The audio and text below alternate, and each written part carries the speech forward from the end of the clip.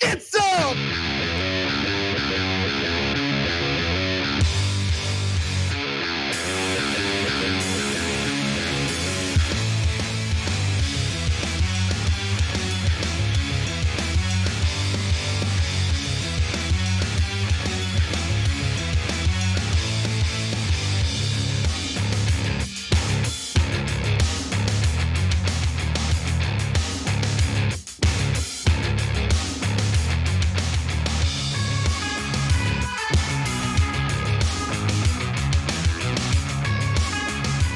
TYT, I'm your host, Anna Kasparian. Cenk is out for the remainder of the week. He's been out all week, but he will be back next week. We have a great show ahead for you, though. We are going to do a solo first hour where I will not talk about Donald Trump, but really focus heavily on economic-related news, including Jamie Dimon's latest shareholder letter and how he sneakily tries to call for more deregulation of the banking industry.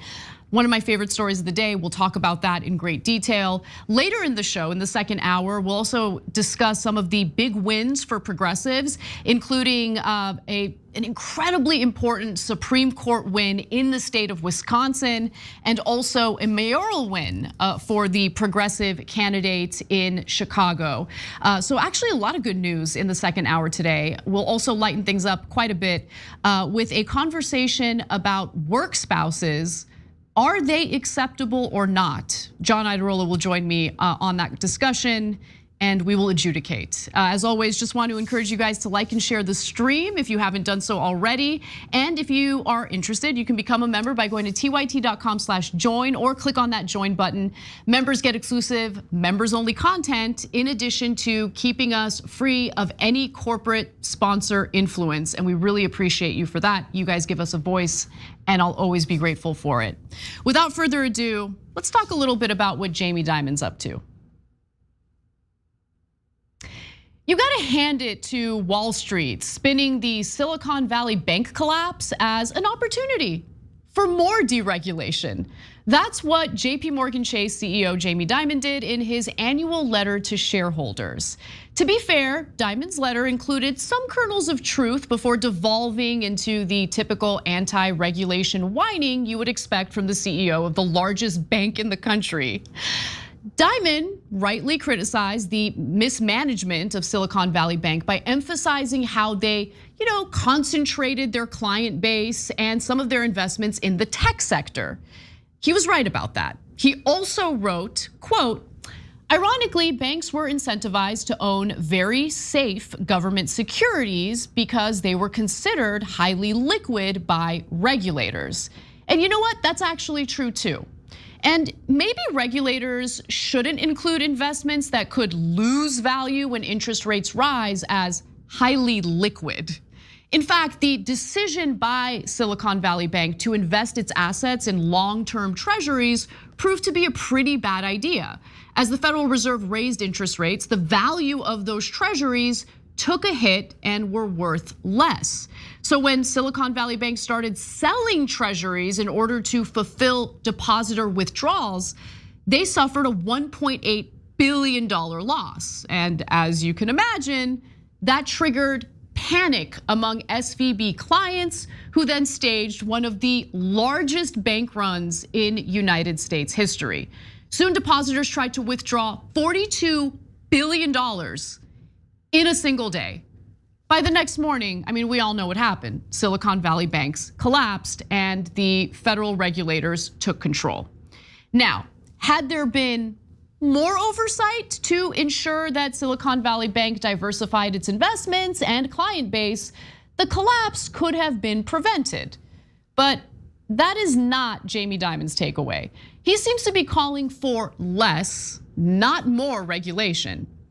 But weirdly enough, he stops using the collapse of Silicon Valley Bank and its failure to make the argument, and instead pivots to regulations pertaining to big banks like his. For example, he took aim at the Federal Reserve's annual big bank stress tests. The reason the Fed does this is to gauge the largest bank's ability to withstand economic shocks, which if you have two brain cells to rub together, you know that sounds pretty freaking important, right? especially since these are the so-called too big to fail banks that will inevitably get bailed out because failing to do so could tank the world economy. But here's what Dimon argues in his shareholder letter.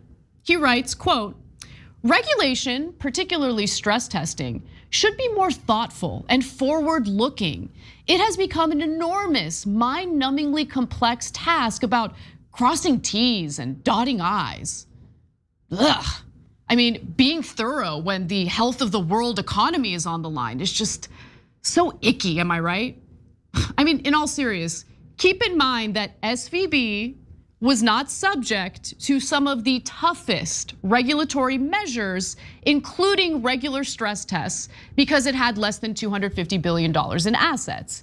In addition, SVB secured some interesting favors, if you want to call it that, from the Federal Reserve.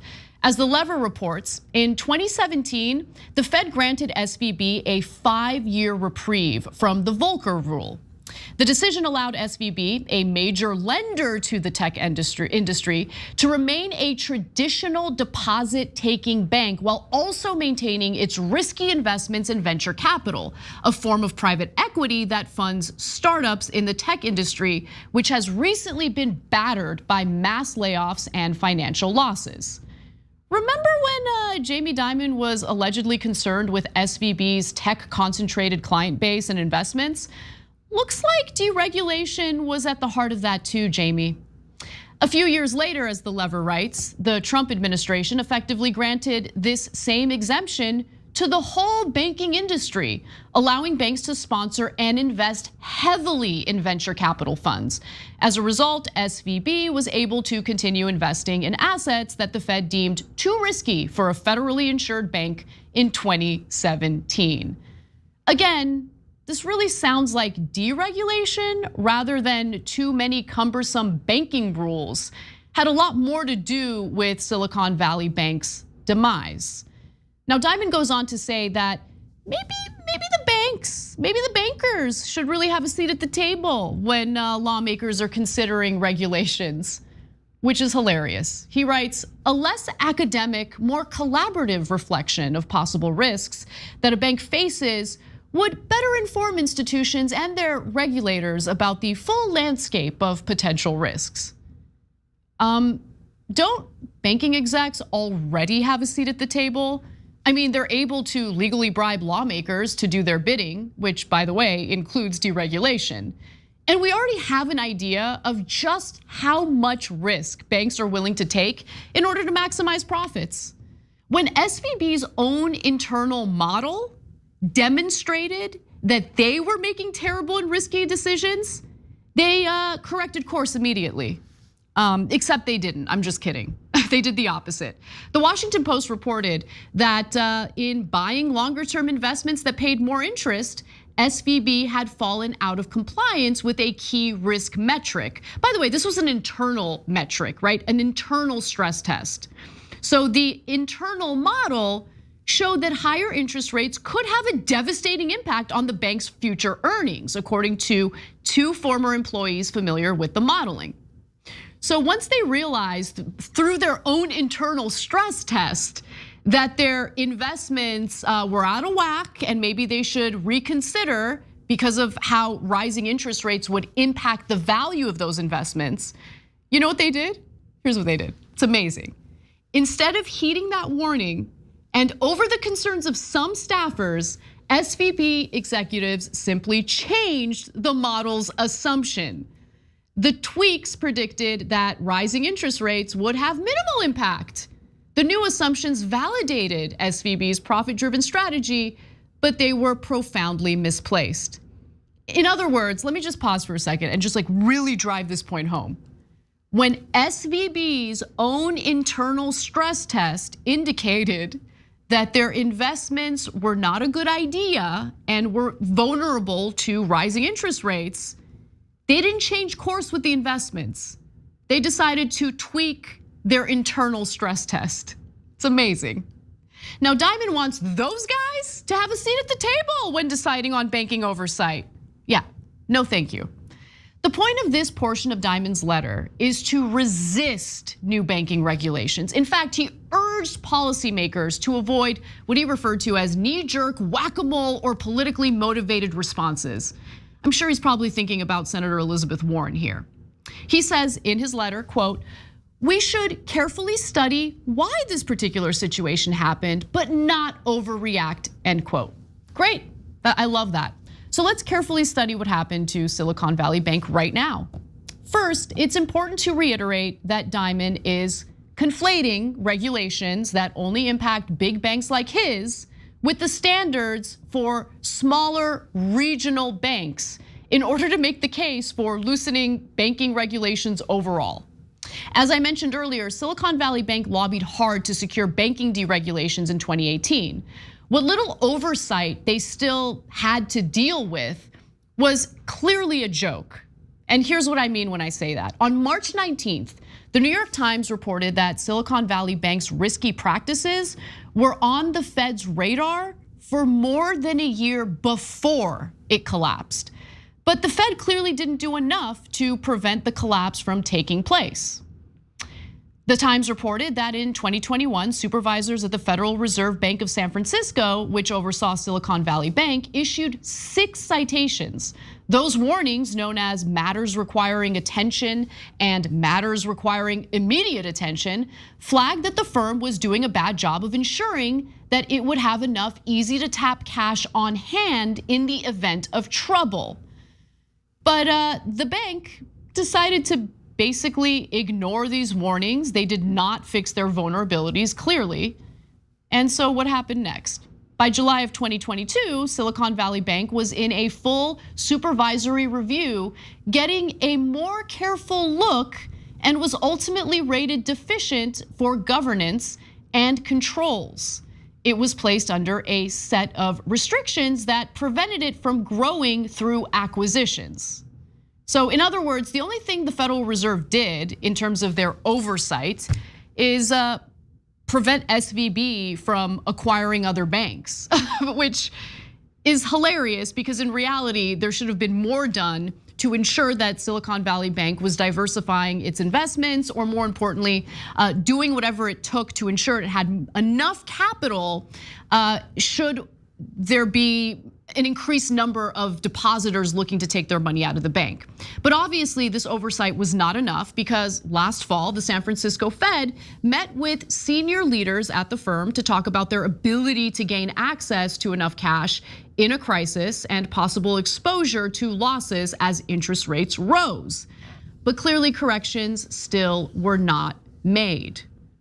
By early 2023, Silicon Valley Bank was in what the Fed calls a horizontal review, an assessment meant to gauge the strength of risk management. That checkup identified additional deficiencies, but at that point, the bank's days were numbered. And as we all know, Silicon Valley Bank finally collapsed.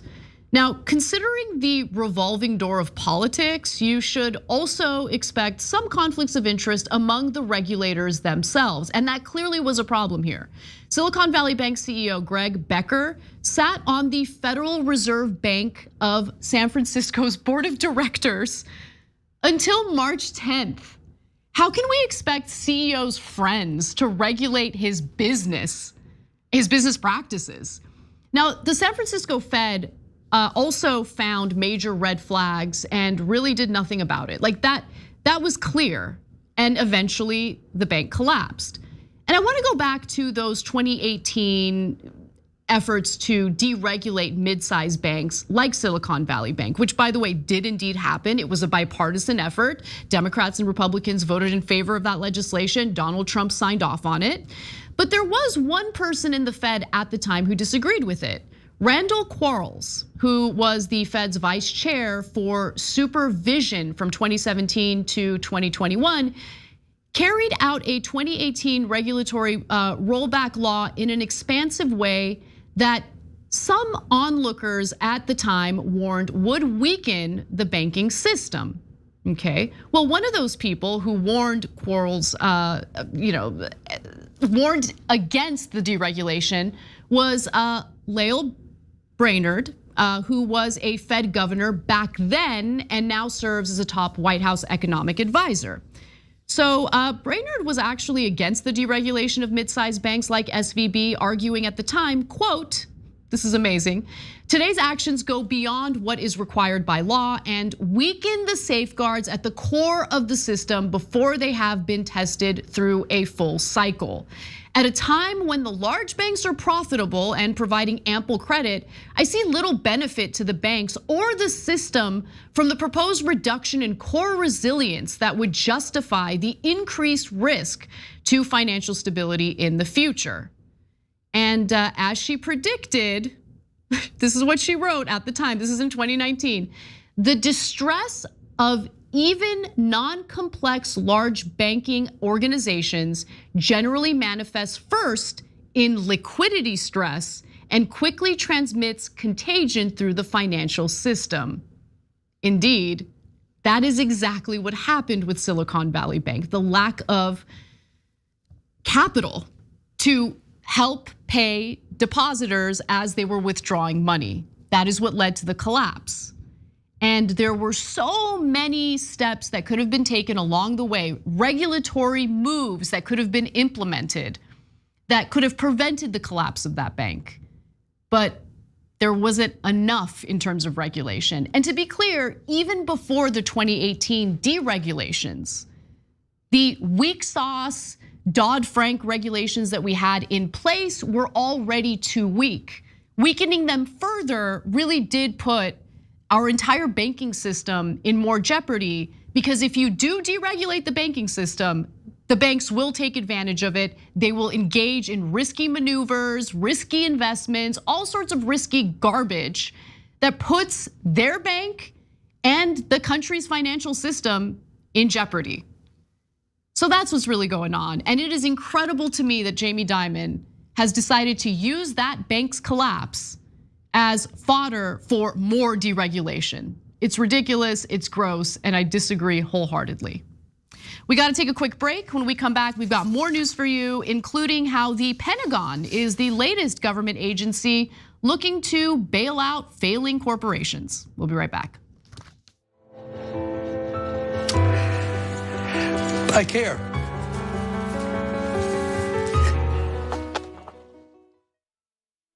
That's it.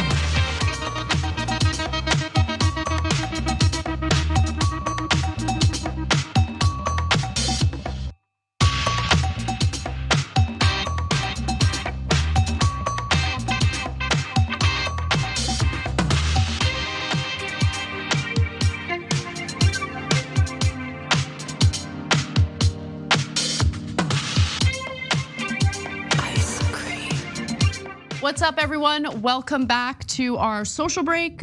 Just want to say thank you to Ashwarya and Edwin Umania for making that past segment, the last segment I did, possible. We're trying out some new stuff involving some new technology, and it's a little difficult to get accustomed to new things, but they're making it happen. So I just wanted to give them a shout out.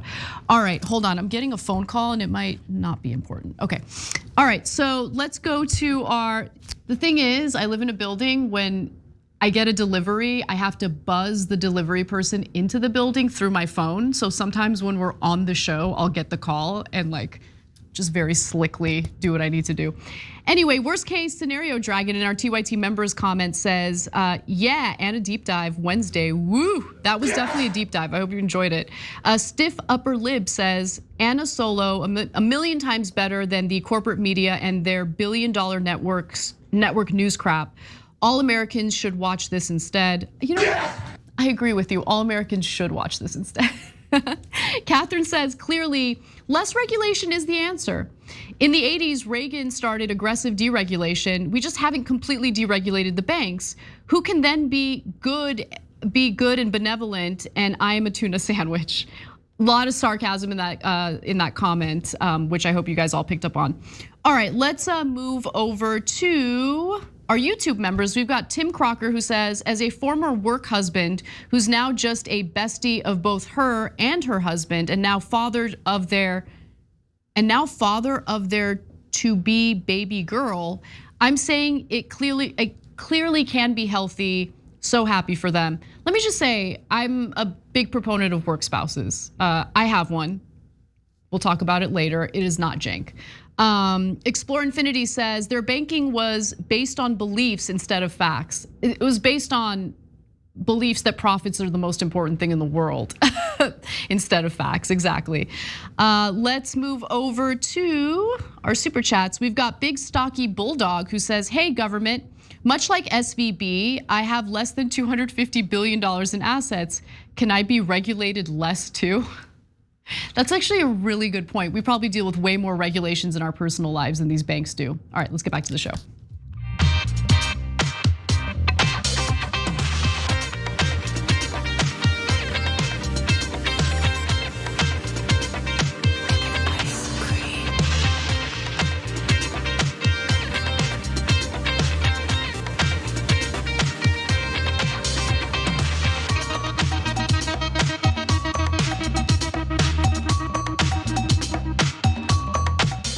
What's up, everyone? Welcome back to TYT. I'm your host, Anna Kasparian, hopefully covering some news that you're not gonna hear in other places.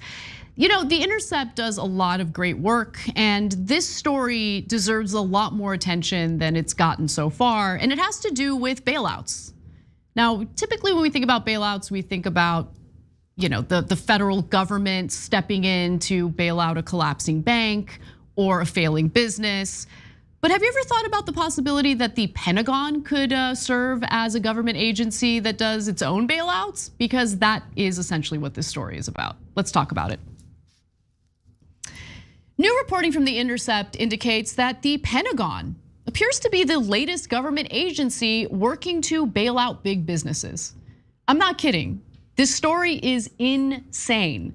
So while Silicon Valley Bank was about to collapse last month, the Pentagon was among those demanding that the federal government intervene to protect depositors. Now, I was concerned about how the little guy would be impacted if the federal government didn't step in and make depositors whole. Because Etsy, for instance, had their account with SVB, and they used that account to do payroll for all the different small vendors on their platform. I was concerned about those folks, but that is not what the Pentagon is concerned about. The Pentagon was concerned about tech companies that they might wanna, have contracts with, tech companies that might do some work for the military.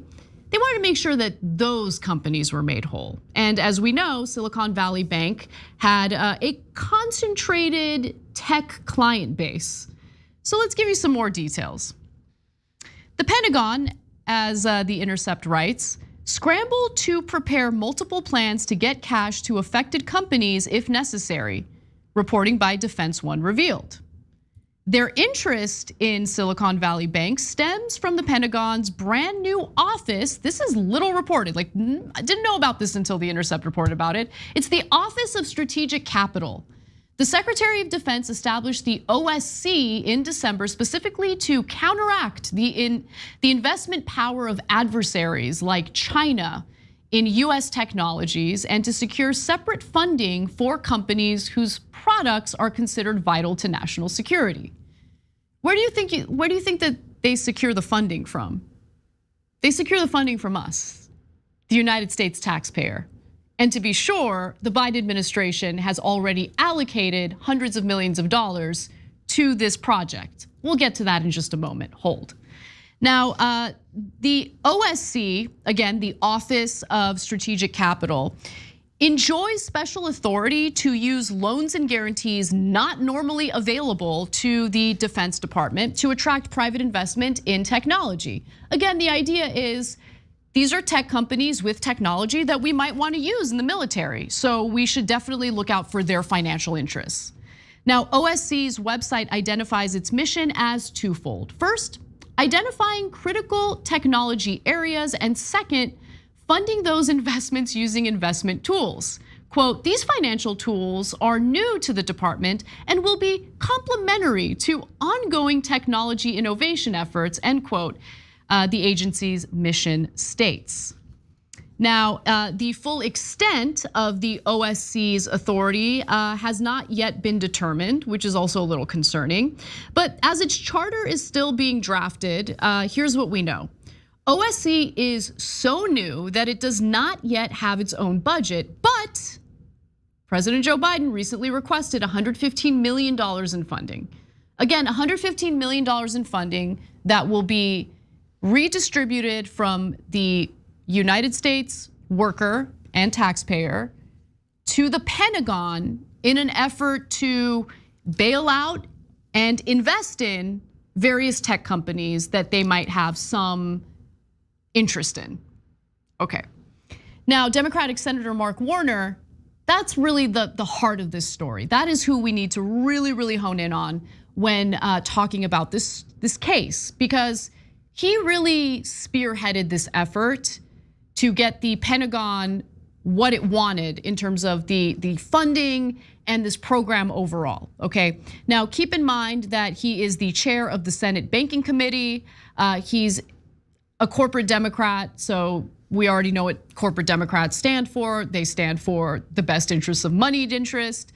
And he's completely on board with these Pentagon bailouts and Pentagon investment projects. As SVB was collapsing, by the way, he issued a press release saying that the bank run posed a national security threat, which, listen, it definitely posed a potential economic collapse and more bank runs, but a national security threat? When you hear national security threat, you think about an actual attack on the United States by some foreign enemy, but that is not what happened here.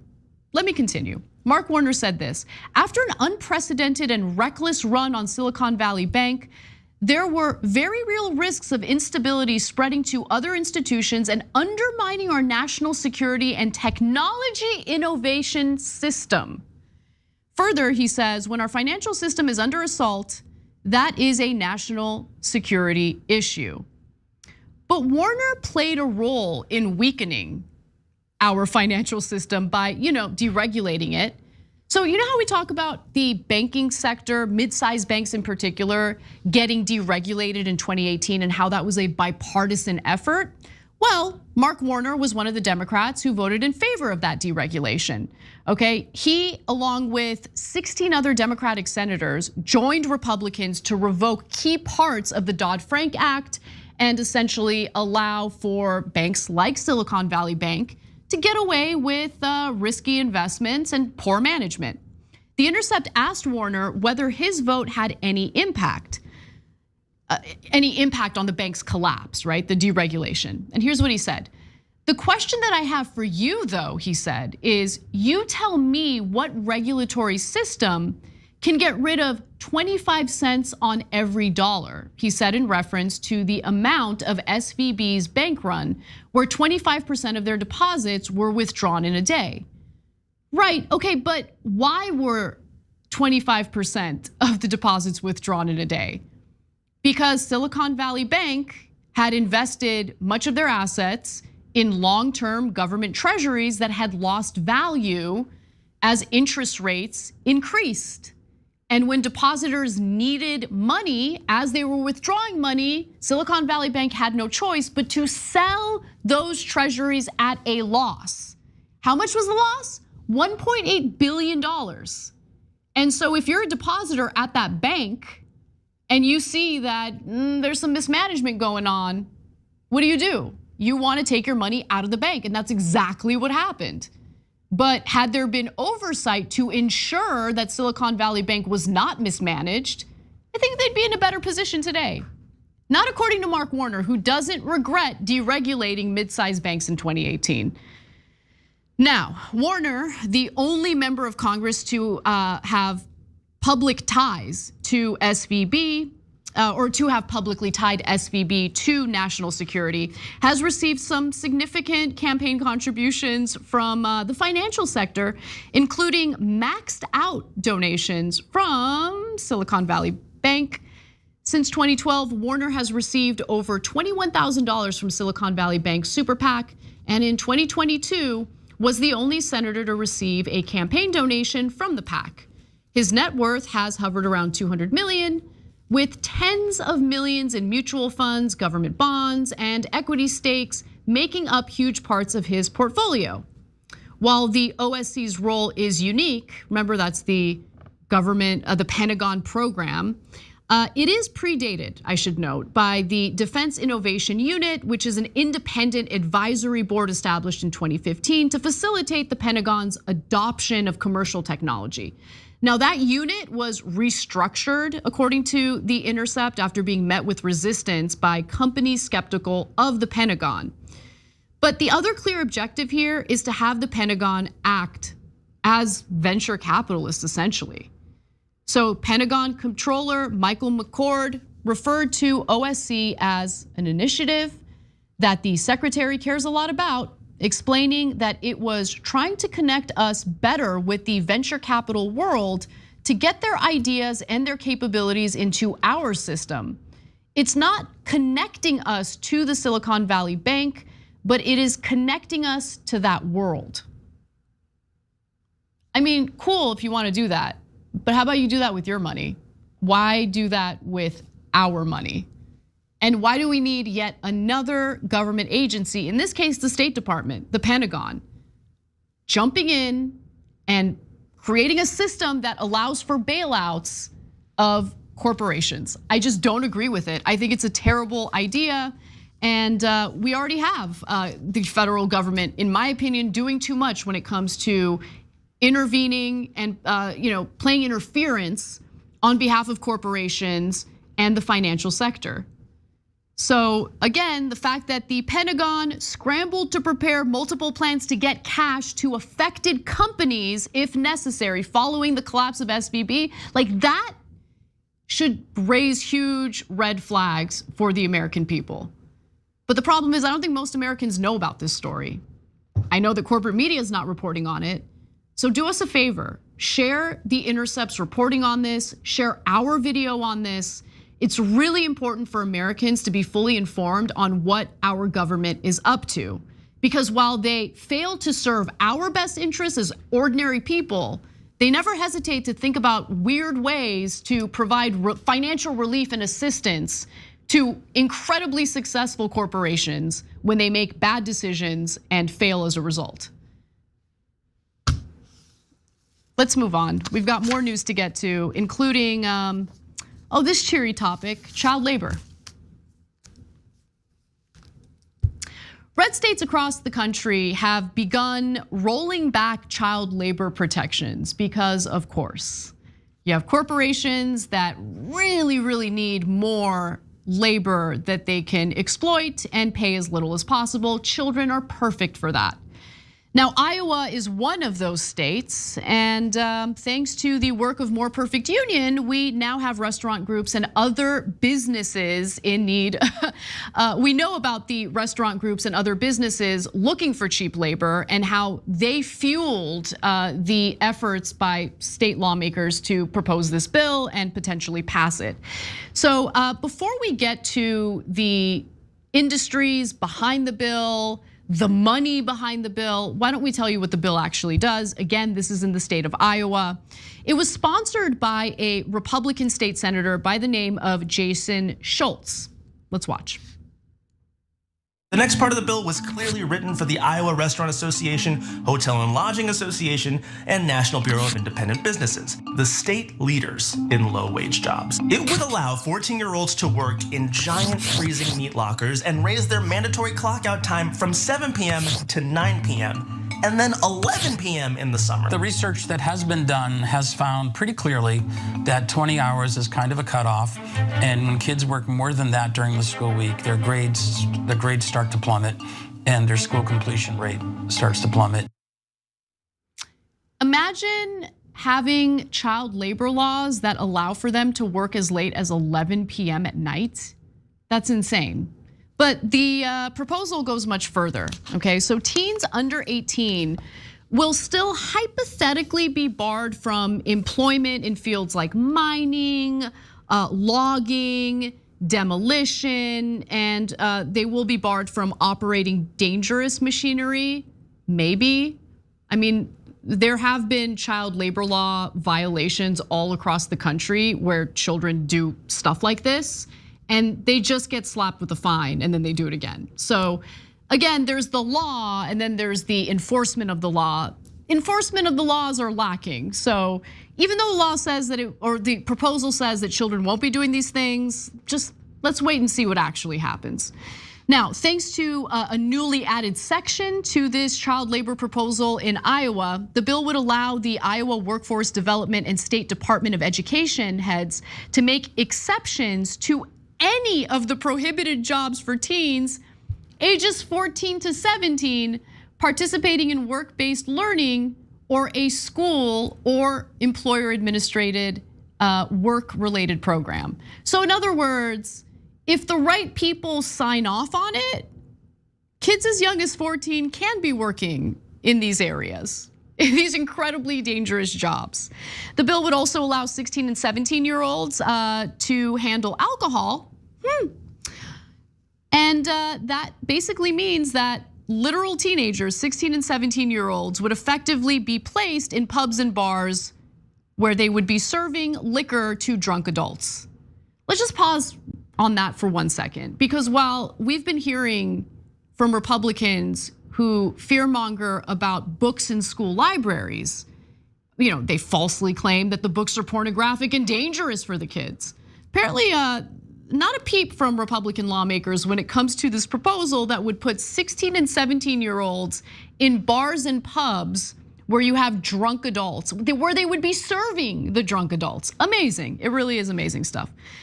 Okay, so why are Republicans pushing for this? What's really going on here? Well, an Iowa lobbyist actually pretty blatantly admitted that the state's child labor bill was written by the restaurant lobby and handed to Republican lawmakers. Let's watch. The bill was really spearheaded by the Restaurant Association.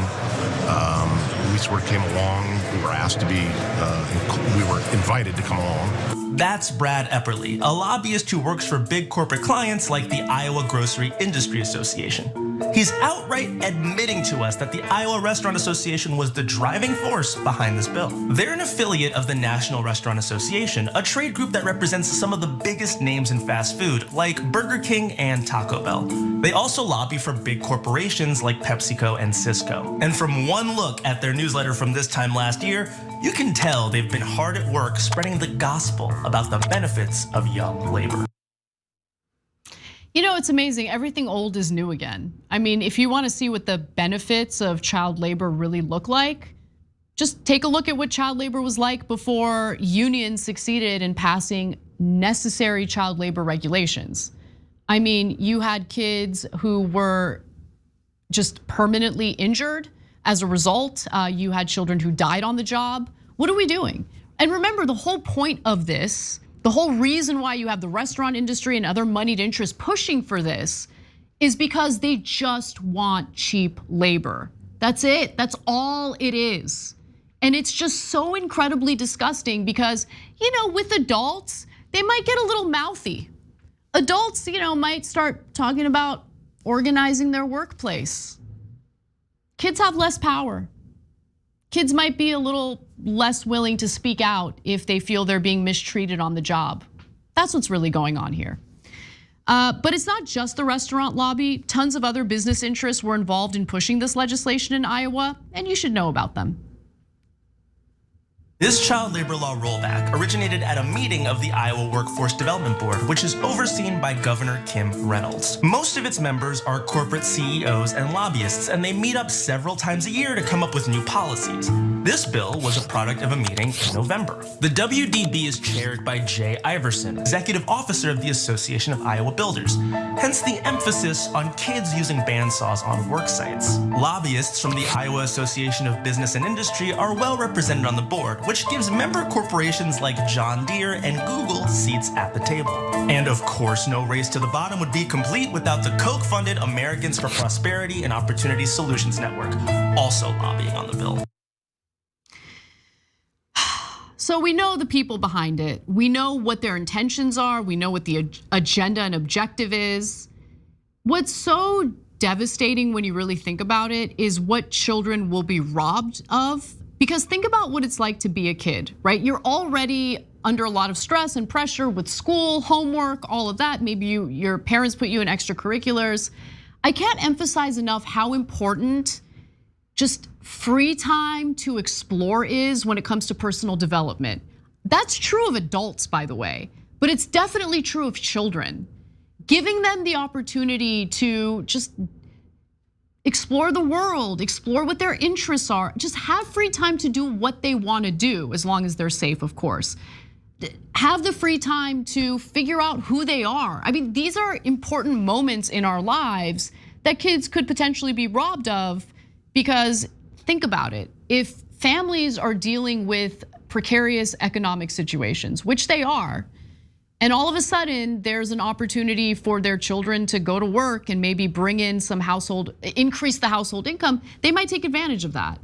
And it sucks because parents might do this out of desperation. And I think that the industries behind this are well aware of that, right? Not only do they underpay workers, adult workers, which places them in a precarious economic situation, that precarious economic situation might even persuade those very parents to send their own teenagers to work, when in reality, we should not have we need to deal with that root cause of what is causing all of the precarity to begin with. Finally, we should talk about the lawmakers and politicians in Iowa who have been bribed by these industries, okay? So there's grocery company Hy-Vee, for instance. They've donated over $800,000 to Iowan politicians like Kim Reynolds, Schultz, who proposed the bill, and the Iowa Senate Majority Leader, Republican Jack Whitver, over the past decade, while also being a prolific violator of child labor laws. And Iowa, unfortunately, is not the only state that is proposing such legislation. Should also note that Hy-Vee, the grocery store that I talked about earlier, they've already been forced to pay $700,000 for more than 30 labor law violations since 2000. But they're undeterred. They're like, all right, if we don't like the laws because it ends up leading us to fines and all sorts of regulatory headaches, why don't we just change the regulations? And they can do that. They could definitely push for that by bribing the politicians, and that's what they have chosen to do here. So other states that are doing this, we have Iowa, Minnesota, Wisconsin. In fact, Wisconsin has they're all trying as we speak to expand child labor in their states. And finally, in Arkansas, as we've covered on the show, Governor Sarah Huckabee Sanders signed a bill into law last month that would make it easier for employers to employ children without having to worry about violating certain child labor laws. The Iowa bill has passed through committee, but neither chamber of the state legislature has voted on it yet. There needs to be a lot of pushback against these measures. We cannot go back to the days when children were operating heavy machinery, working to the late hours of the night. They're kids. They should be focusing on their schoolwork. They should be focusing on exploring, figuring out who they are as people, playing, enjoying time with their friends. Again, these are incredibly important developmental years. And the idea that they should be exploited by companies looking for cheap labor is disgusting. We got to take a break. When we come back, we've got more news, including how much Amazon spent in a single year in their efforts to bust unions. We'll be right back. USA, USA, USA. Ice cream.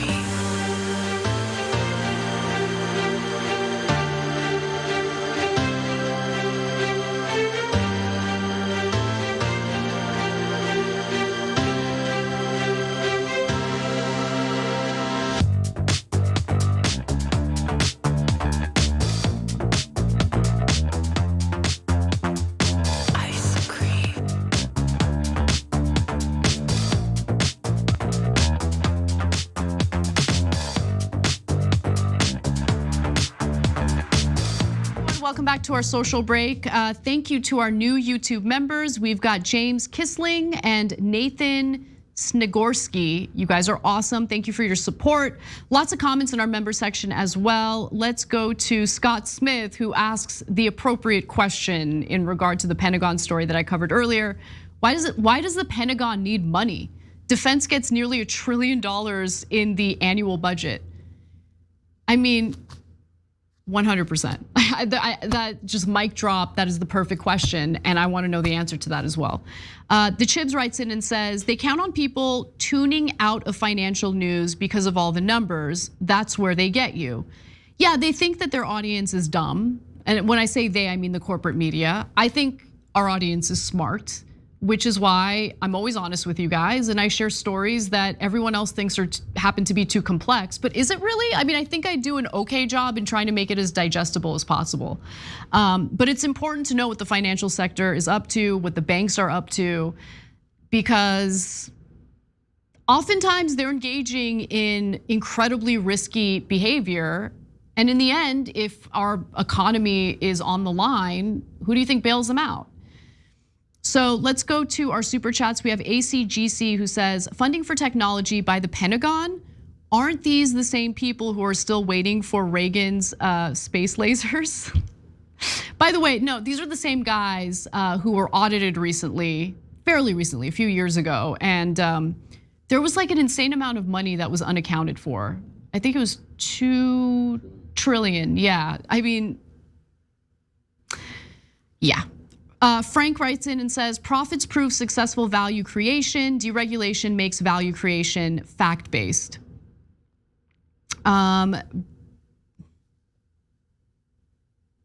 Okay, let's go to Mikey. I'm not sure I agree with that statement. Let's go to Mikey. Mr. Warner, if banks are so interconnected to national security, doesn't allowing banks to expose themselves to greater risk also expose national security to greater risk? I'll wait. I mean, that's a great question. And I'm very curious how he would squeeze his way out of that or having to answer that. But yeah, I mean, you're 100% right. Mikey also says, yes, they can't cut Social Security by raising the retirement age. They can't cut Social Security by raising the retirement age. They will cut it by lowering the age to start working. I don't think the two things are connected. I really just think companies, look, there's increasing pressure on companies to stop exploiting labor in China, not because there's a problem, according to our government, with exploiting labor in China, but basically we don't want China to beat us economically speaking. We don't, so that's like the heart of it. So they're like, where are we gonna find the cheap labor though? Why don't we just find it here, domestically, by employing literal children? I think that's really at play. All right. You know what? I need a break, so I'm just gonna end this early. I'll see you in a few.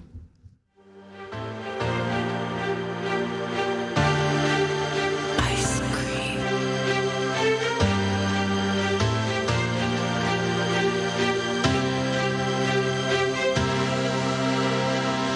Ice cream.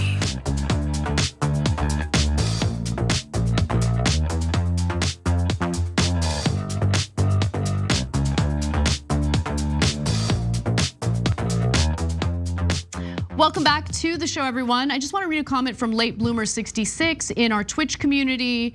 And the statement is this: Anna, the main reason I love Wednesdays and your solo hour is because you have the freedom to go into these deep dives. there's so much about the banking industry and the financial sector that so many of us were not aware of. I love the fact that you go into such detail. Like I've seen it written in chat before. Give us the deets, Anna. My pleasure to do it. I'm really, really happy to hear that some of you guys are enjoying that kind of content, and I'm gonna keep doing it on Wednesdays. All right, with that said, let's move to this next story about Amazon, because their latest financial filings shouldn't really blow your mind, but even they went above and beyond the norms in terms of their spending on anti-union nonsense.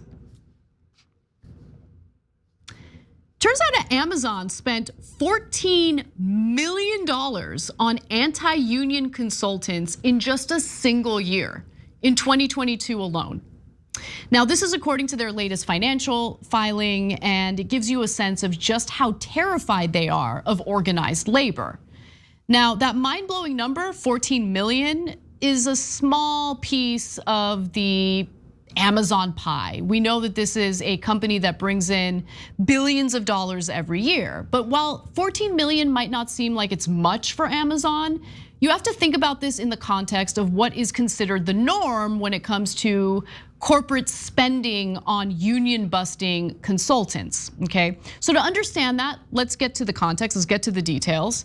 So Dave Jamieson from HuffPost reported on this and says that companies rarely spend more than 1 million, just 1 million, on union busting consultants. But in 2021, Amazon started increasing their spending. Gee, I wonder why. All of a sudden you have warehouses trying to organize their workplace. And so Amazon that year in 2021 spent 4.3 million on anti-union consultants, which was already a huge increase from the norm. But the 14.3 million obviously is an even more drastic escalation. According to Amazon's filings, the company paid their consultants around $3,000 a day last year. A day, everyone. $3,000 in a single day. If you worked for $3,000 a day, 40 hours a week, 52 weeks a year, you'd make $6 million in a single year, okay? If you got paid $3,000 for an 8-hour day, you'd make $375 an hour. So just wanted to give you a sense of how much these union busting consultants get paid. Now, Amazon is just, one cog in the machine. According to the Economic Policy Institute, American employers spent over $430 million, or spend $430 million a year on anti-union consultants, okay? There's a whole union busting industrial complex here. Now, if you're wondering why this massive industry exists, it's because unions get results for their workers. In fact, if you pay no attention to anything I say today, fine, but please pay attention to this, because this is exactly why Amazon and Starbucks and all these other companies fight organizing workers so viciously. A new study published in Cornell University's Industrial and Labor Relations Review finds that workers who are in a union throughout their careers make $1.3 million more than workers who are never in a union. Union members typically make $3.37 million in lifetime earnings versus $2.08 million for non-union workers, an increase of over 60%. I'm just gonna pause so you can absorb that for a second. I mean, there's more. The wage increase comes despite the fact that unionized workers also retire earlier than their non-unionized counterparts, the study authors found. This is a remarkable increase in lifetime wages and represents a higher lifetime wage increase than that earned by workers with a college degree who earn between $650,000 and $900,000 more in their lifetimes, previous research has demonstrated. Big companies like Amazon, again, I wanna reiterate, are willing to shell out tens of millions of dollars in a single year to bust unions because they wanna keep the cost of labor as low as possible. Unions fight for higher wages. Employers don't want to pay higher wages. They want to provide a better return to their shareholders. That's their fiduciary responsibility, right? Now, let's pivot to a different component of this story that I think is super important. Now, there have been successful union drives at Amazon warehouses, namely the Amazon warehouse known as JFK 8 in New York. They won their union election just over a year ago. But here's the problem. Amazon is stalling. They are refusing to negotiate a union contract. And that stalling is causing some infighting among union members and union leadership. It's actually really frustrating, and I just don't want them to fight. I don't want them to fracture, because I think that is a bug that could destroy their efforts to actually get a union contract. So let me give you the details. So the New York Times reported that in interviews, a dozen people who have been closely involved with the Amazon labor union said the union had made little progress in bringing Amazon to the bargaining table, to say nothing of securing a contract. Many cited lopsided losses at 2 other warehouses, unstable funding, and an internal feud that has made it difficult for the union to alter a strategy that they considered flawed. Now, some ALU workers, or union members, I should say, are frustrated with their leader, Chris Smalls, who has flown around the country after the ALU's victory to encourage other workplaces to unionize. Now, instead, the JFK 8 workers are basically saying Chris Smalls should stop doing this traveling and focus his efforts on a potential strike that they could do in order to get Amazon to negotiate a contract in good faith. So Tristan Martinez, who's a JFK 8 employee and union organizer, said this: "We're talking to workers, having one-on-ones, growing our power in the building. That's where it matters. Chris flying all over the world is not going to make us get a contract any sooner." Now, Chris Smalls rejects that statement and has stated that the strike would be unproductive because workers would be scared and concerned about losing their income.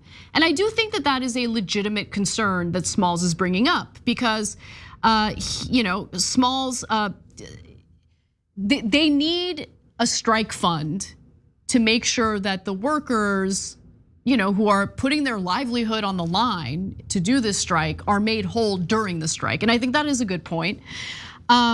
But Chris Smalls has also said that his traveling is important for getting donations for the ALU, which does not have a consistent source of funding at the moment. Another good point by Smalls. I will admit, though, there's some areas where Smalls should be more conciliatory with his rhetoric, because you don't want the infighting to destroy this incredibly important effort to get a union contract. Smalls called the revolt by his former allies an attempted coup and emphasized that many of the dissidents are white, while the union leadership is largely black, as are many workers. At a tense union meeting in December, Smalls told longtime organizers that they should step aside if they couldn't get along with him or those loyal to him. Quote, "You got a problem with me? Deuces," he said. The two factions have been operating independently since the meeting. And guys, that is a disaster, okay? I'm not gonna sit here and make a judgment call on who's right, who's wrong, because fact of the matter is they need to work together. And more importantly, whatever internal disagreements you guys have or struggles you might have, please try to work it out internally, okay? Don't do what the left loves to do. And I'm not saying these union members are all on the left. I'm just giving you an example of what I see on the left, which destroys any effort to get anything accomplished. They love infighting. And more importantly, literal friends, instead of talking to each other privately about their disagreements, will put out content condemning their friend for having a take they don't agree with. It's ridiculous, it's counterproductive, I hate it, and I don't want that to happen in this incredibly important context where you have a massive corporation, a warehouse within that massive corporation unionizing and trying to get a union contract. I hear what both sides are saying in this case. I want them to work it out. I just want them to do it in a way that doesn't destroy this incredibly important objective, getting a union contract. And the fracturing and infighting will destroy that, I guarantee it. So that's where we are with the Amazon union story. I'm sure Amazon is delighted in hearing about the infighting currently happening at JFK 8, and that makes me sick to my stomach. But the union, for their part, has already filed numerous complaints with the NLRB over Amazon's unwillingness to negotiate a contract in good faith. Hopefully the NLRB comes through. But the other side of this is Amazon is claiming all sorts of nonsense about how the union vote should be disqualified because of whatever reason they're bringing up that doesn't make any sense to me. So they're trying to fight this through the courts. I don't really think they have a case, but time is of the essence. The NLRB under the Biden administration is pretty good, and hopefully they step in and do something soon. All right, we gotta wrap up the first hour. John Iadarola will join me for the second hour, where I promise you we've got a ton of good news and some light stories too. See you there. Ice cream.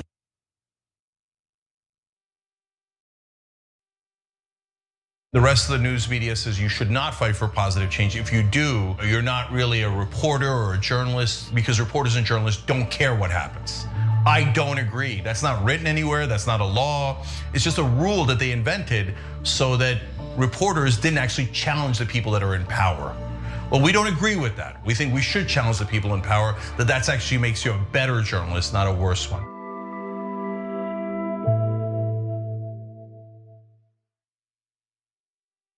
Here at the Young Turks, we do our best to bring you the most essential news stories of the day, but we can't cover everything in a 2-hour show.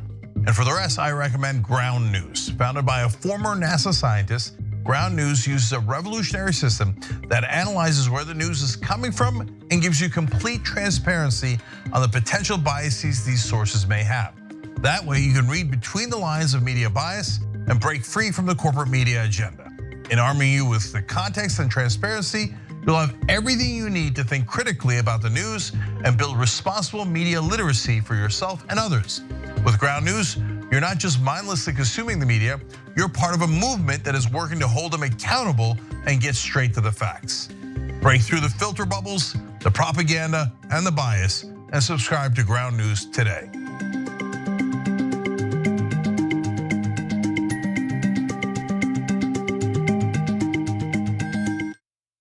Here's something you may not know. When you deposit your money in a big bank, it doesn't just sit, safe and secure, in a vault. Instead, your money could end up building oil pipelines, mining for coal, or drilling in the Arctic. So if you're concerned about the planet, give your money something good to do. Make the move to green with Aspiration's fossil fuel-free account and join the thousands each week who are switching to save their dollars and save the planet at the same time. I got pulled in. They told me, hey, listen, Cenk, we're insiders. We are the establishment. People in Washington tell me that they're concerned about your tone. We think that there's a better role for you, and it's not in 6 o'clock. The problem with the mainstream media is they're desperate to get access. They don't challenge the government. They don't challenge power. We're supposed to challenge the government. That's the role of the media. Components that corrupt our politicians, I think, also corrupt mainstream media. It's really difficult for cable outlets to talk about things like income inequality, wealth inequality, when the advertisers that are funding their shows are the same corporations that want to ensure that the same system continues. People watch digital media or new media, they get a completely different message. They focus on the issues that matter or resonate more with the constituency. We need to know one thing. Is the corporate media incompetent? Corporate media, I can't hear you. Establishment press, where are you? I can't hear you. But the media's position I am clear on. Everything is pro-war, so everything is just framed that way. In this case, I mean, war is inevitable, right? I mean, the defense contractors should get a couple more $1 trillion. You ready for the stunning results? Only 6% of people say they have a great deal of confidence in the press. Wakey, wakey, okay? Progressives don't like the media either. You know why? It's the corporate media. Corporate media sounds like a conspiracy. Wait. Who owns you? Multi-billion-dollar corporations, public corporations. Yeah, we're corporate media because corporations own us. Yeah, that's how it works. We found the perfect person to lead the army, Allison Hartson. The establishment media works hand in glove with our corporate legislators, and our corporate legislators work hand in glove with the corporation. And we're going to make it so that it's a decentralized force throughout the country so that we can quickly identify stories, quickly identify troll farms, and go in and neutralize the enemy, and then start building responsible media throughout the country and on every platform available. Sure, John Warderola. That is enough with this segment, John. We have to go to break.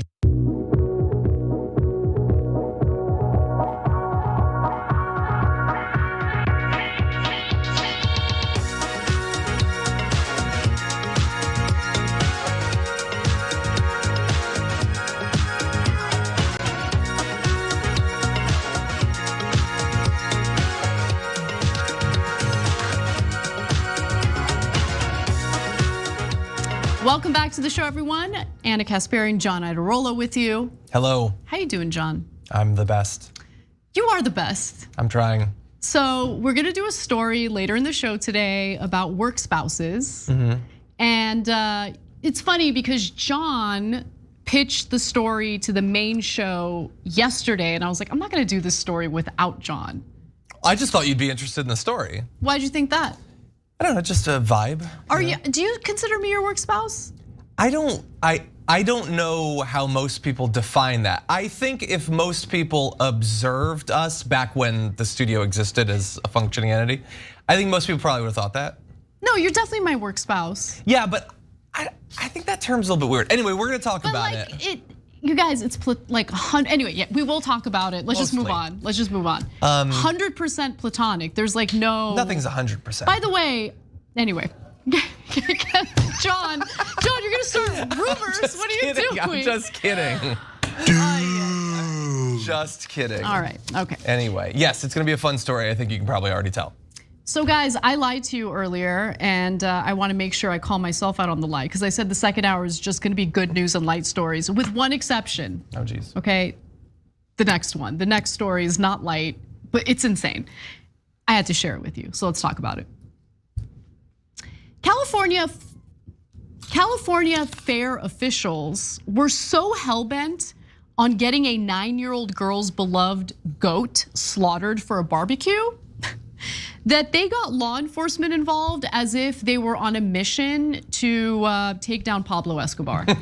And I'm not even exaggerating. I mean, this story has so many twists and turns and shows you how, in a lot of instances, law enforcement is really just used to protect property, right? In this case, it's a goat. So let's get to those details. The story centers on a woman named Jessica Long, her 9-year-old daughter, and the Shasta District Fair in California. Now, Jessica Long's daughter became attached to this goat named Cedar, not Sam Cedar. Cedar is spelled S-E-D-A-R. Sam's okay. Sam is okay. He has not been slaughtered for a barbecue, but this goat has been, okay? So anyway, the 9-year-old girl grew attached to this goat. And so when it came time for them to give the goat up to the Shasta District Fair, because the goat had been auctioned, the little girl was visibly upset about it. So, by the way, the little girl, the 9-year-old, grew attached to this goat because she walked and fed the goat every day for 3 months straight. So you can understand the bond that this little girl has with the goat. Now, first let's understand what this whole program is, auctioning off the goat. What is this all about? Well, Long, meaning the mom of the 9-year-old girl, had purchased the goat for her daughter to enter into something known as the 4-H program with the Shasta District Fair. So basically, the whole point here is to teach children how to care for farm animals. The animals are then entered into an auction to be sold and then slaughtered for meat in hopes of teaching children about the work and care needed to raise livestock and provide food as farmers and ranchers do. So it's like I guess, let me just give it the most generous description. It's supposed to teach kids what it means to be a farmer or rancher and what it means to raise food for the public. Okay, so soon it was time for Cedar to be sold and slaughtered. I mean, that was the plan all along, but the 9-year-old couldn't do it, and her mom was uncomfortable with it as well. Keep in mind that the 9-year-old girl had also lost 3 grandparents fairly recently, so she was going through a lot, and her mom is like, no, this is gonna kill her, we can't give up the goat. So Jessica Long decided to take the goat when she wasn't supposed to, and then she wrote a letter to the Shasta County Fair's manager saying this: my daughter sobbed in her pen with the goat. The barn was mostly empty, and at the last minute, I decided to break the rules and take the goat that night and deal with the consequences later. Hashtag queen, hashtag girl boss, love it. I would do the same thing, you're a good mom. Hashtag get that goat. Get that goat. Now, in her letter, Long pleaded for the fair to make an exception this one time and let her and her daughter take Cedar back permanently, but it didn't play out that way.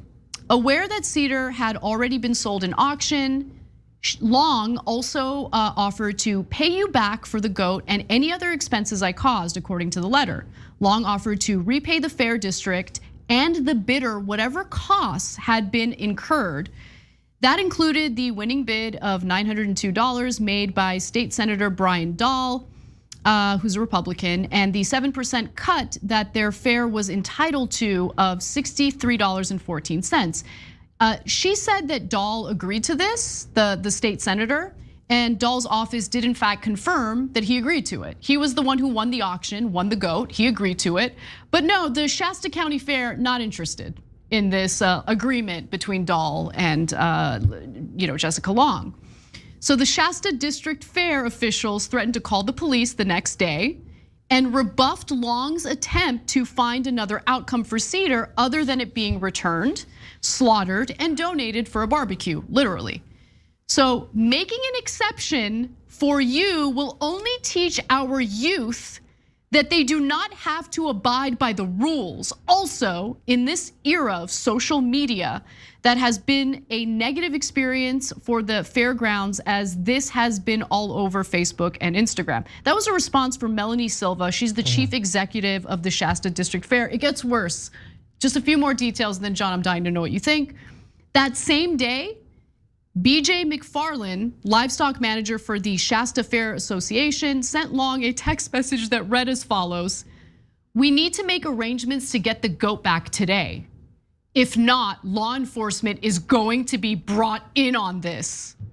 And it turns out they got the cops involved. They did it, they got the cops involved. Officials reached out to the Shasta County Sheriff's Office.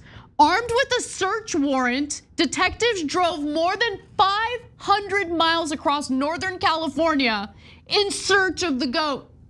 In search of the goat. An epic quest.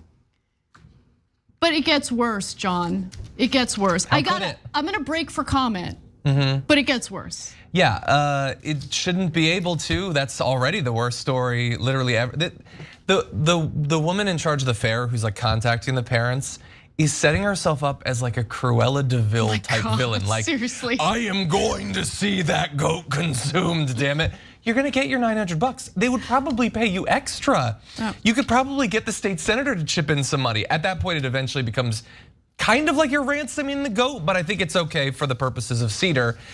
My favorite part of the entire story, it's a terrible story, you shouldn't have a favorite part, but I do. It's when she's like, blah, blah, blah, you have to learn to abide by the rules, as if abiding by the rules is the only lesson that could potentially be drawn from this. Nothing about empathy or compassion or negotiation or compromise or anything like that, just rules.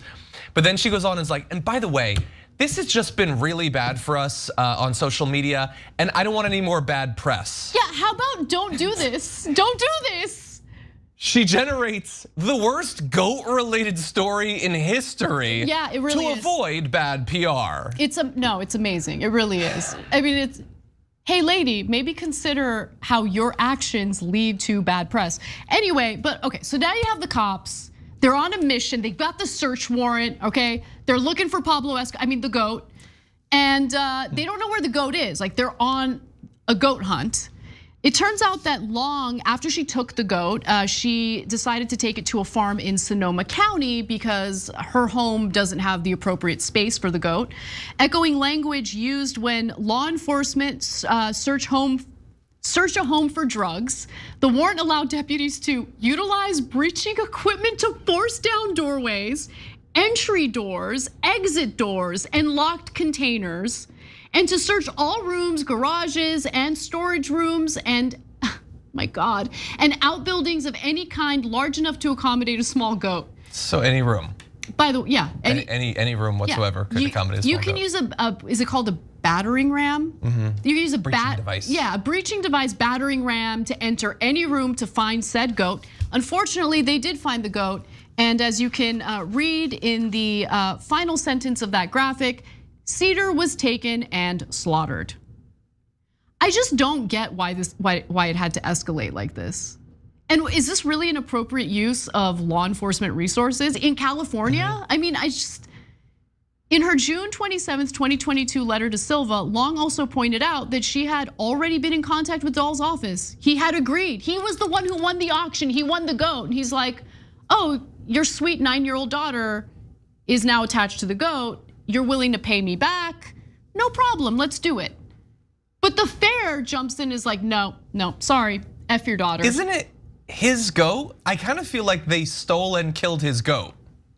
That's what it seems like to me. It certainly does seem like that. I don't get why the Shasta County Fair had to intervene in the cruelest possible way. From the point of view of 4-H or whatever, I'm sure they are hyper vigilant against people like growing attached to these animals or seeing them as living beings. They're trying to manage all that. And I understand these programs That's a really good point. are all over the country. They've existed for decades and decades and decades and all that.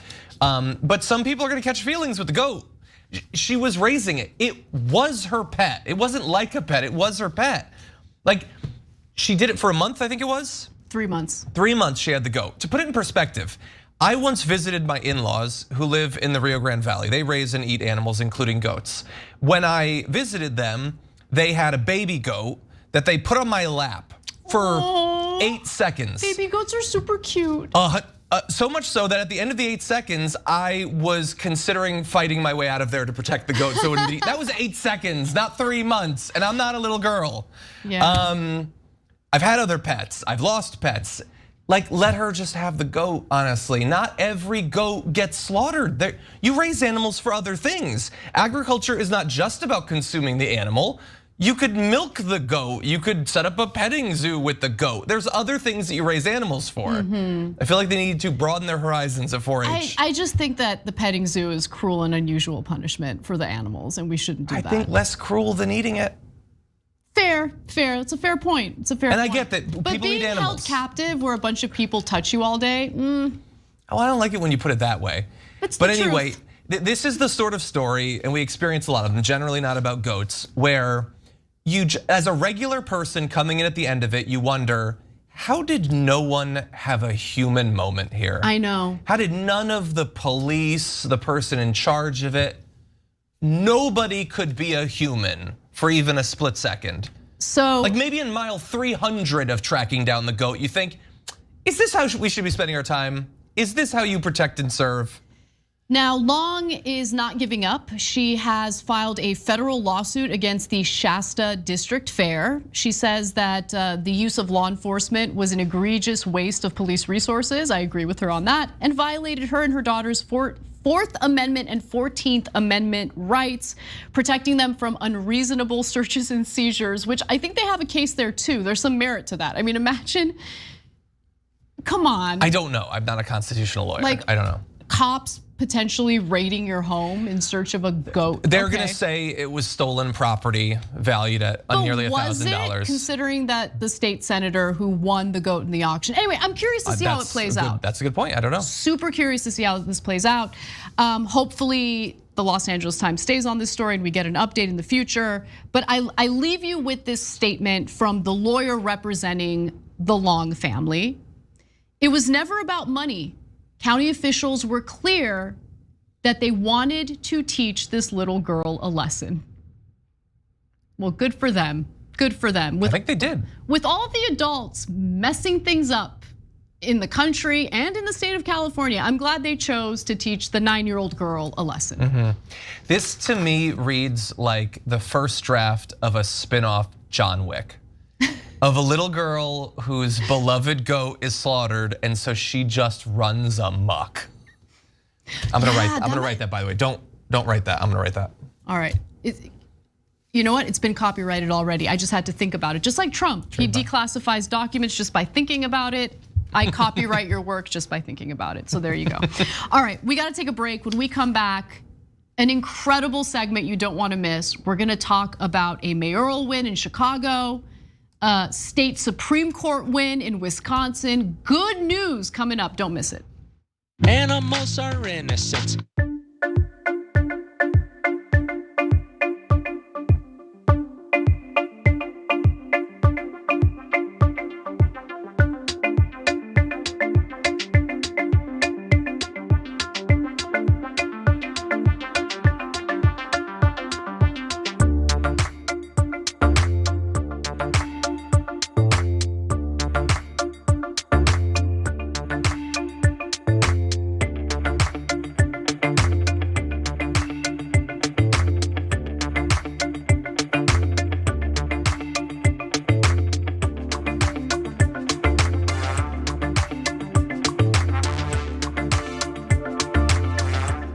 Traven 815 in our super chats has weighed in on the story we just did with a concise statement, okay?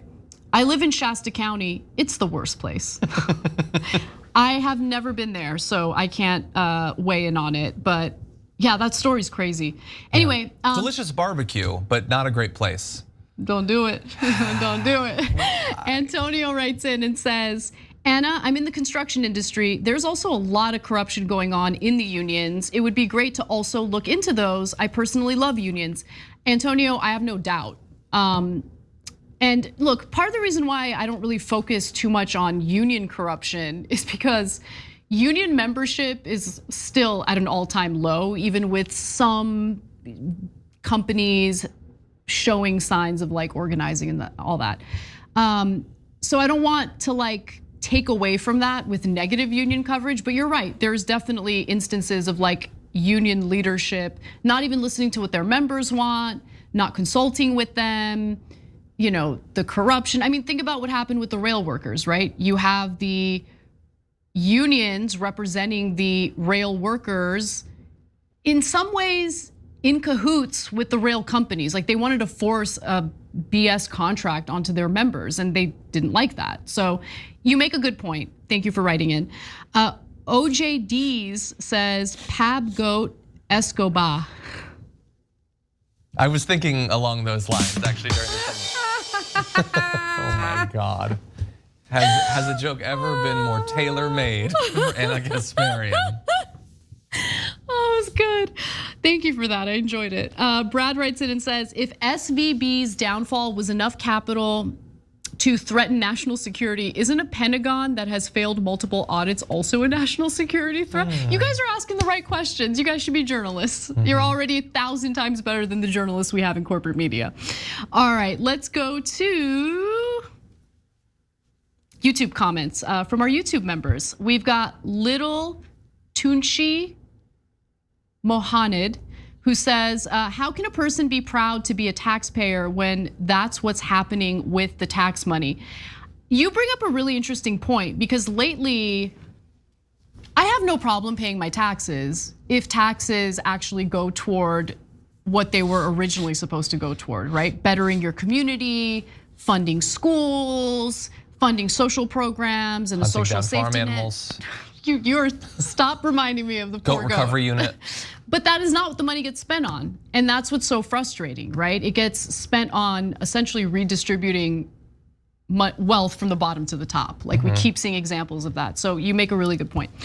All right, the Chib says, I prefer the truth, but sometimes the truth is so depressing. Don't worry, you stick around, okay? Because we're about to have some fun, I promise. Let's get right to it. I'll see you in a few.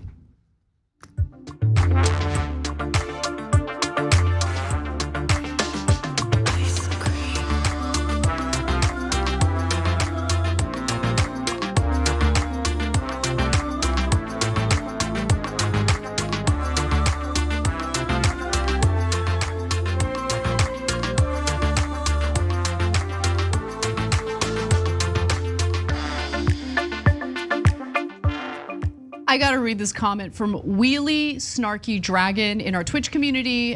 This is a comment about the goat story that we just did. The little girl is going to learn to both hate the 4-H program and the cops. And I think you're right. If that Shasta, it's not Shasta County. Why do I want to keep saying Shasta County? You talking about the sheriff's department there? No, the Shasta. Anyway, the fair officials, right? If the fair officials were like hell bent on teaching that 9-year-old a lesson, that is the lesson that they taught her. This is how you radicalize an like a wild vegan like activist or something. Which, thanks, I guess. I mean, at what cost? Anyway, yeah. All right. Well, let's get to some good news. Progressives typically have a tough go at things, but not yesterday. So let's talk about it.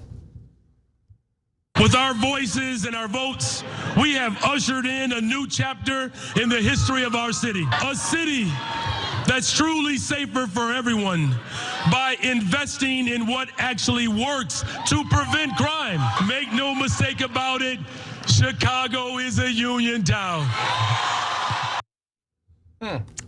Progressive union leader and now former Cook County Commissioner Brandon Johnson, the progressive in the mayoral race, has won the Chicago mayoral race, narrowly beating out corporate Democrat Paul Vallis.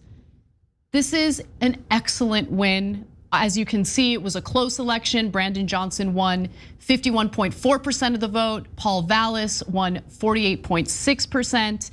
And this is a big deal because let's just be honest. I mean, Vallis was backed by the police union, huge proponent of charter schools, which led to Brandon Johnson, the progressive, earning the support from the teachers unions. And so this is good news. The idea of going to honestly, a so-called Democrat who in previous interviews said, I'm more Republican than Democrat, wouldn't have been a good idea for Chicago if you ask me. Now, the focus of the election laid heavily on the issue of crime in the city, with Vallis acting as the tough on crime candidate. And despite previously arguing in favor of defunding the police, I think Brandon Johnson did something really smart in this election where he kind of backed away from that kind of messaging and instead focused on reallocation of funds, raising revenue by taxing wealthy households to pay for certain programs that would obviously deal with the root causes of crime, reopening mental health facilities. I cannot emphasize enough how incredibly important that is, and I love that he focused on that. Now I hope he actually accomplishes it, and also better. He just had a better, more holistic approach, policy approach to some of these complicated issues. Now he discussed some of his platform during an interview here at TYT just last month. Let's watch. What has happened over the course of decades is that there's been, the defunding of our public schools, the defunding of public housing, the defunding of public transportation, healthcare, access to good paying jobs. We spend more money per capita in terms of law enforcement, policing than anywhere else in the country. And it has not resulted into a safer city. You have to have smart policing. I mean, the fact of the matter is, one, we're not solving any crimes in the city of Chicago. Our clearance rate is absolutely abysmal.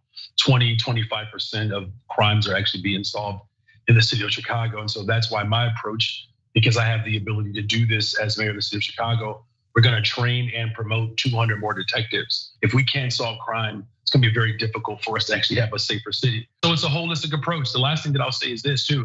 I'm gonna double the amount of young people that we hire in the city of Chicago. There's a direct correlation between youth employment and violence reduction. And I have to say, I was impressed with Johnson after that interview. I asked him tough questions and he had good answers. And to me, what sets him apart from other progressives who claim to have implemented progressive criminal justice reform is that his approach was actually holistic instead of like, we just need to like minimize the prison population, like we've done here in California, where it's like, we're just gonna release people, some of whom have been convicted of very violent crimes, and then what? There's no effort to help them reintegrate into society. There's no effort to rehabilitate them if they have committed violent crimes. his approach, Brandon Johnson's approach, is a smart approach because it talks about the root causes. It talks about how he's gonna tackle the root causes, where he's gonna get the money to tackle the root causes. Anyway, I just think his campaign was smart and he was underestimated by people, including Lori Lightfoot, now the former mayor of Chicago. She said, let's go to the last graphic here. They've endorsed Brandon Johnson, God bless. Brandon Johnson isn't going to be the mayor of this city. Oops. Yeah. Anyway. Yeah, and look, I go back far enough and I guess that would have seemed like a pretty reliable prediction. At one point, he was at 3% in the polls. So a lot of work obviously had to be done. And I don't know, I mean, maybe, like he obviously did a lot of great work, but got sort of an assist by some of the messaging of Alice, as well as, I don't know, maybe the way that the Republicans tried to impact this race. Their like incessant messaging about crime and trying to lead people to see the race through only that lens, when that was not the only thing that they were running based on. He supports a number of extensions and expansions of a number of different social services, new taxes again, as you said, to pay for these sorts of things. One thing I would just quickly say, I used the term on my show and I shouldn't have. So Vallis says that he's tough on crime. Let's get rid of that. I hate that. That's just propaganda. What does it mean? Being tough on crime means just being stupid and single-minded and believing that literally just hiring cops is the only thing that's gonna solve our problems? If solving more cops led to less crime, why is there any crime? Because we have been funding cops more and more every year for literally decades. It clearly is not the solution to all of our problems, and the experience of any number of different countries around the world, including the vast majority of Europe, implies that there are other ways to get to the sort of outcomes that we want. And that's what I want. I mean, and I thought that's what all progressives wanted, but I don't know. I guess I was blind to a more extreme version of the left that thinks like, no, it's just let's abolish all of it, which I think is crazy.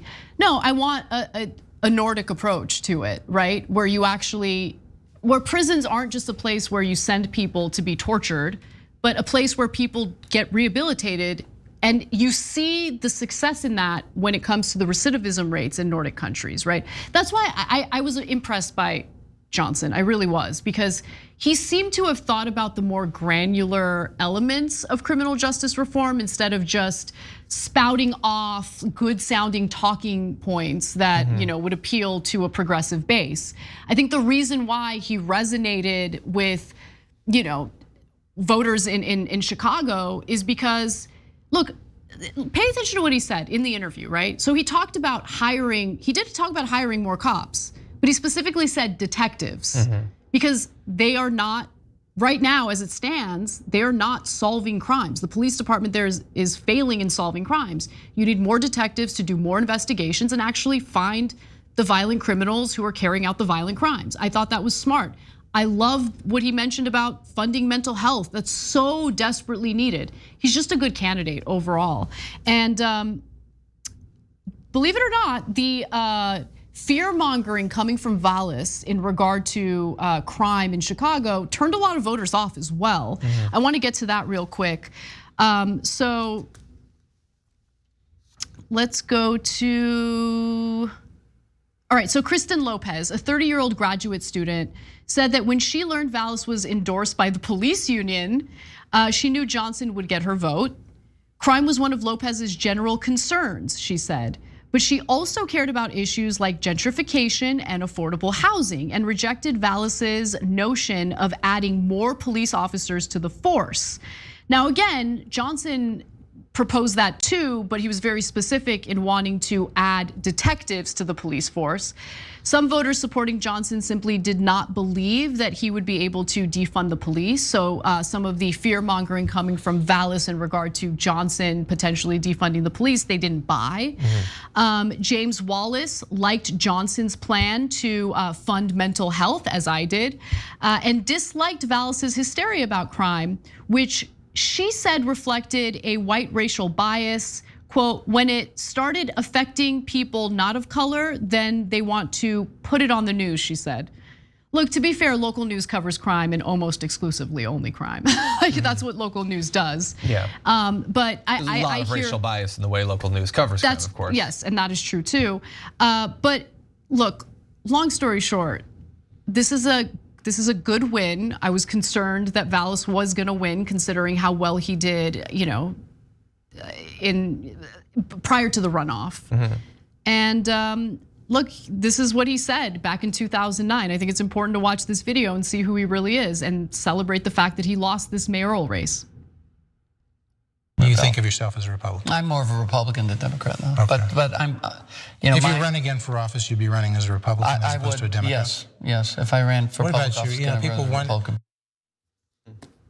Okay, well, yeah. I'm glad you lost.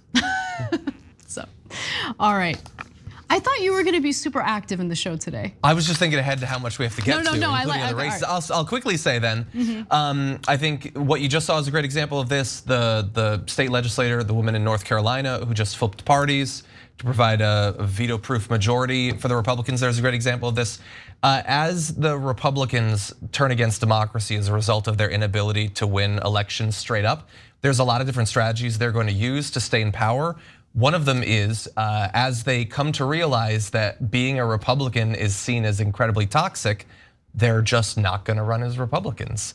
They're gonna win in Democratic races and then flip, or just govern as a Democrat, but passing the sort of things a Republican would. And so we need to be even more hyper-vigilant for them infiltrating our side, because in many places in the country, that's the only way that they're ever gonna win a race. That's a good point. All right, let's talk about yet another win. This one is incredibly important, and I'm happy it played out this way. So let's talk about Wisconsin. Well, Wisconsin, guess what? We did it. We did it. Throughout my career, I've seen our judicial system up close. And I believe in something that is universal to Wisconsinites all across our state. And that is that everyone should get a fair shot to demand justice and not feel like the thumb is on the scale against them. You just heard from the Democratic-backed Janet Protasewicz. Did you say the word? Did you say the name right? I believe it's Protasewicz. I have had a lot of trouble with it up to this point. I'm trying. Over the next, I believe her term is for 10 years. I will eventually get it. So, no offense intended. All right, let's cut this part out. Let's edit this part out, okay? You just heard from the Democratic-backed Janet Protasewicz, who defeated right-wing judge Dan Kelly and won a critical seat in the Wisconsin Supreme Court, giving progressives their first majority on the court since 2008. The importance of this cannot be overstated because of what the future could have led to, right? With a right-wing judge getting voted in instead. So no, Dan Kelly was unilaterally appointed to the Wisconsin Supreme Court back in 2016 by then Governor Scott Walker, but he luckily lost his seat in 2020. Now her victory is of huge significance. Why? Well, here are a few examples. A new progressive majority on the Wisconsin Supreme Court could strike down the heavily gerrymandered maps that have locked in enormous Republican majorities in the legislature and a series of laws that have made it harder to vote. But there's even more to that. Here's how this progressive win can affect another issue. The court could also reverse unpopular laws, like an 1849 abortion ban that the legislature refuses to repeal. A shift in the court removes the threat that conservatives could use their majority to overturn the 2024 election. And by the way, another really important thing to know about her is that she is pro-labor. So Protasewicz, whose Supreme Court bid was backed by labor unions, said during the campaign that she believes Act 10, a Wisconsin law backed by Walker that gutted public employees' collective bargaining rights, is unconstitutional. I remember covering that, so long ago when they did away with collective bargaining rights. And it just feels so good to come back to this story and hear from a progressive who might be able to weigh in on that and change labor laws in that state. Yeah, there's like 5 distinct ways already that this is incredibly important. I don't know if the fifth that I'm thinking of, I think you might have mentioned it, but that's around the 2020 election and the 2024 election. Exactly. I'm sure we'll talk about that. That's going forward really important, but it's also already critically important for the people of Wisconsin. This is the only potential path to overturning that 1849 law. Kelly was never going to do it. And I know a lot of people, they believed that she was being very uncouth during this election because she was actually like saying what she believes and at least implying, sometimes saying what she would do, which is very novel for judicial elections. Generally, you're supposed to just like not say anything in public. To the donors, you tell them exactly what they need to hear.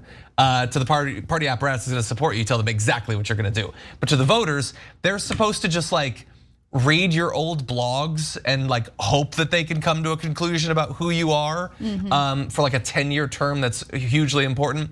So I'm glad that she just came out and said what her actual positions were. Thankfully, his positions were very clear. You just had to do a little bit of digging to figure them out. Yeah, in fact, why don't we talk about that right now? Sure. So her Republican opponent was Dan Kelly, of course. Kelly was backed by prominent election deniers and funders of the insurrection who wanted to see a MAGA takeover of one of the nation's most important state courts. Kelly's campaign was notably supported by the GOP billionaire mega donors, Richard and Elizabeth Yulin, who have worked to dismantle union rights nationwide. Wisconsin progressives are celebrating this as a clear rejection of MAGA politics. This election was a sound rejection of MAGA extremism, including their attacks on the freedom to vote and the right to access abortion care.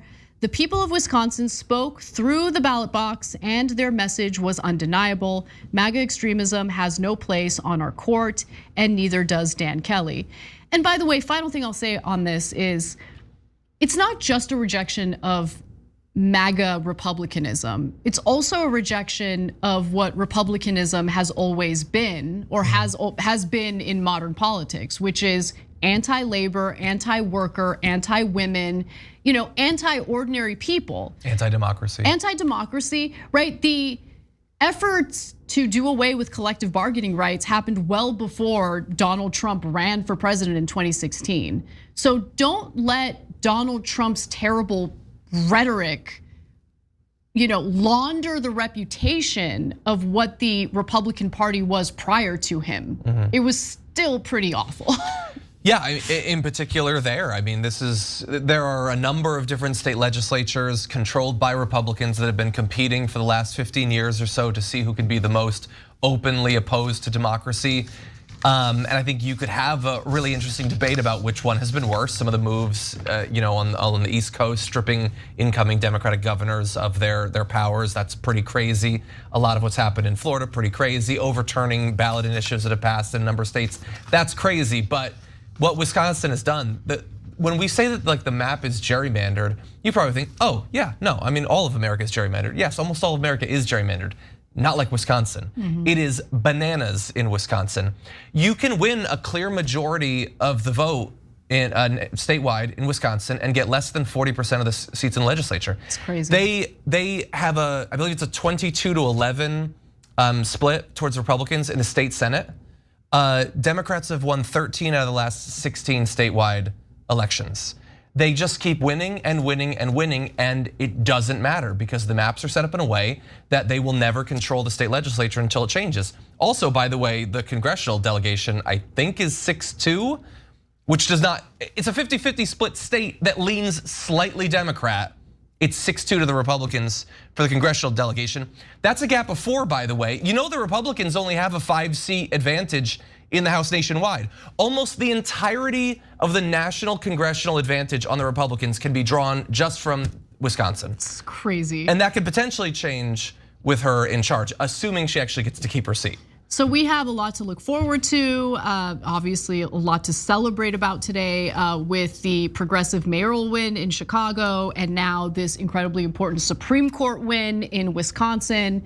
But I wanna leave you with something to savor even more, which is Dan Kelly's tears, because he gave a pretty salty speech after losing. I wanna watch it.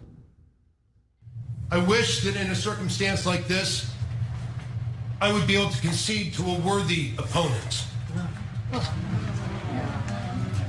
But I do not have a worthy opponent to which I can concede. This was the most deeply deceitful, dishonorable, despicable campaign I have ever seen run for the courts. Yes. It was truly beneath contempt. My opponent is a serial liar. Yes. She's disregarded judicial ethics. Yes. She's demeaned the judiciary with her behavior. And this is the future that we have to look forward to in Wisconsin. That was delicious. Yeah. That was so tasty. You gotta love the cope from not just him, but the people in the crowd are like, yup, yeah. And then you go home, you lost the election. Sorry, I mean, I hope you enjoyed your yas or whatever. Yeah, but I mean, I gotta be honest, the audience didn't seem too fired up. No, they weren't they lost, they're depressed. Yeah, they should be. They 100% should be. So yeah, all of his allusions to her, like she demeaned the judiciary. She had no ethic. Why? Because she said what she believes. And she let people know what you believe. The dude, everybody knows that one of the main issues people are gonna vote based on is what is the future of abortion access in the state. And so you keep asking him, how are you gonna weigh in on that? And as every Republican justice ever has, they say, oh, I don't know, I'll just figure it out. And then they all vote against it. He had written blog posts about the evils of abortion and sexual libertinism.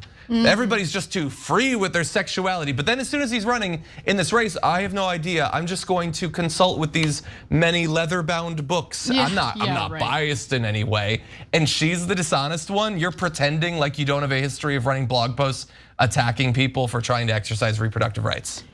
Yeah, and by the way, I mean, the election denial folks who funded your campaign didn't fund your campaign because of your wonderful political leanings.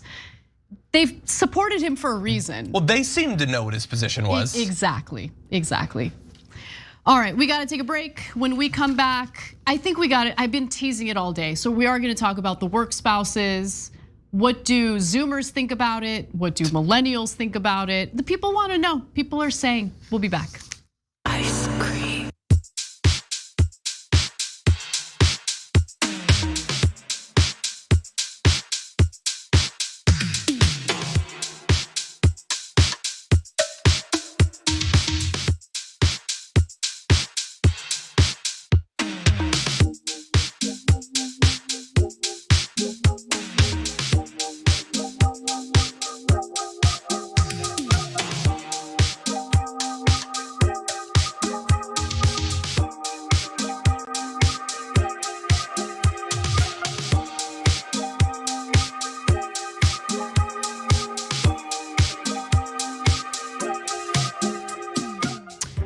I'm gonna be doing the show with Brian Unger tomorrow in the first hour. Oh my God, when was the last time you did a show with just you and Brian Unger? It's been a long time. I love Brian Unger. He's great. He's talented, he's funny, but most of all, he's just such a good person. I'm so excited.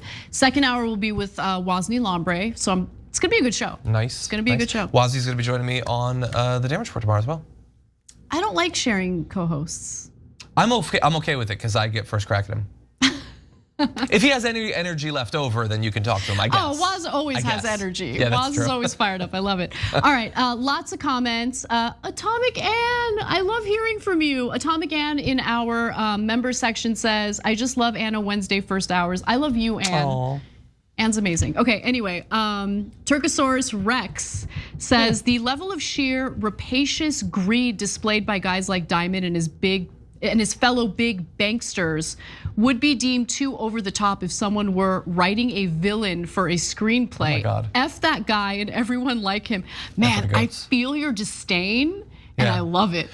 Yeah, really fast. They use the term rapacious there, which has always been one of my favorite vocabulary words. It's a good word. When we did the show yesterday, you used a term that I literally think I'm the only person I've ever heard use this in conversation. What's the word? You used the word vociferous. I love the word vociferous. It's fun to say. I've almost never heard anyone use that term. I always thought it was just for me. Because I love John, it. You're we my have crossover John. In vocabulary. I love it. Okay, we've got Techstan who says, I'll care what the Pentagon thinks about finance when it passes an audit. Until then, go back to looking for the hundreds of billions you idiots lost. Jeez. Yeah. All right. Okay, let's go to Little Mac McGee says, I have to be honest, Anna, I'm not entirely opposed to this. I think it might be about the Pentagon story, but I'm not entirely sure. To be clear, I don't know the details and there's absolutely risk of corruption here. That said, it is also absolutely critical that our military maintain its technological supremacy, and the last 20 to 30 years has seen the free market outsource a lot of military infrastructure for efficiencies, which has been the wrong answer. Moreover, economic warfare is one of the areas where countries conduct war, and I don't have a problem with the Department of Defense being involved in a strategy that protects us from it. Okay, this is a super nuanced argument. I actually don't disagree with you, but I do think that we're our actions built up China's economy. We did that. We made the decision to do that. Okay, so to then make China the bad guys when we exploited their labor, sent our intellectual property there and thought they're not gonna steal it. We just want to exploit their labor. It's infuriating. It's government policy that led to that. Anyway, let's get back to the show.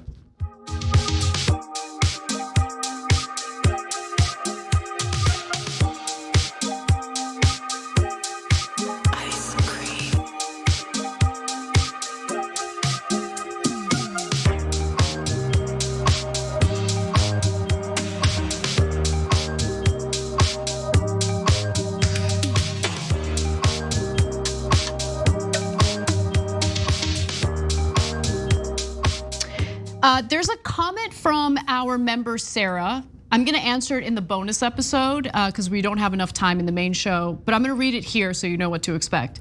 And I have a genuine question. I have no issue with calling out those on our side for whatever reason, but it feels like lately all I've heard is disdain when you talk about the left. It doesn't feel like honest criticism anymore. Could you possibly address this? I will address it in the bonus episode. And since you're a member, obviously you can watch that. But you're not wrong in pointing that out. It is definitely right.